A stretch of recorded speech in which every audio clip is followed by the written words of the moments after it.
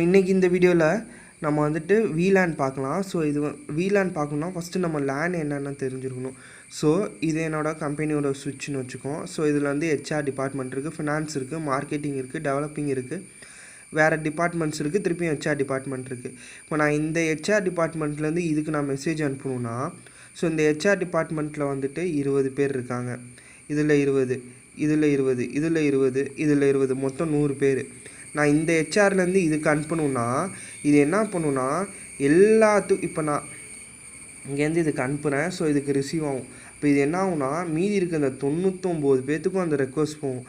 நீங்கள் இதுவான்னு போய் ரெக்வஸ்ட் போகுங்க. எல்லாம் ரிஜெக்ட் பண்ணதுக்கப்புறம் தான் இந்த ஹெச்ஆர் டிபார்ட்மெண்ட் அக்செப்ட் பண்ணிக்குவோம். ஓகேவா? ஸோ இங்கே தான் வந்துட்டு நம்ம வந்து VLAN கனெக்ஷன் கொண்டு வரோம். இப்போ நான் என்ன பண்ணிட்டேன்னா ஹெச்ஆர் டிபார்ட்மெண்ட் அதை வந்து ஒரு கேட்டகிரியாக பிரிச்சுட்டேன், ஃபினான்ஸ் ஒரு கேட்டகிரியாக பிரிச்சுட்டேன், மார்க்கெட்டிங், டெவலப்பிங் இப்போ அதர் டிபார்ட்மெண்ட் தனியாக பிரிச்சுட்டேன். ஓகேவா? ஸோ இங்கே தான் இந்த VLAN கான்செப்ட் யூஸ் பண்ணுறோம். இப்போ நான் இந்த ஹெச்ஆர்லேருந்து இந்த ஹெச்ஆருக்கு நான் மெசேஜ் பண்ணணுன்னா இது வெறும் என்ன பண்ணுன்னா 19 ரெக்வஸ்ட் தான் அனுப்பும். இவர் இதை அக்செப்ட் பண்ணிடுவார். ஓகேவா? அதே மாதிரி இந்த ஃபினான்ஸ் டிபார்ட்மெண்ட்டில் இவருக்கு மெசேஜ் அனுப்பணுன்னா இங்கே 19 மெசேஜ் தான் அனுப்புவார். ஸோ பெட்டர் நம்ம இங்கே 99 ரெக்வஸ்ட் கொடுக்குறதுக்கு இங்கே 19 ரெக்வஸ்ட் கொடுக்கலாம். ஓகேவா? ஸோ இந்த HR டிபார்ட்மெண்ட், ஃபினான்ஸ் டிபார்ட்மெண்ட்டுக்கு மெசேஜ் பண்ண முடியாதெல்லாம் பண்ணலாம். ஸோ அது வந்து ரவுட்டிங்கை எனேபிள் பண்ணும். அது வந்து ஒரு பெரிய கான்செப்ட்டு.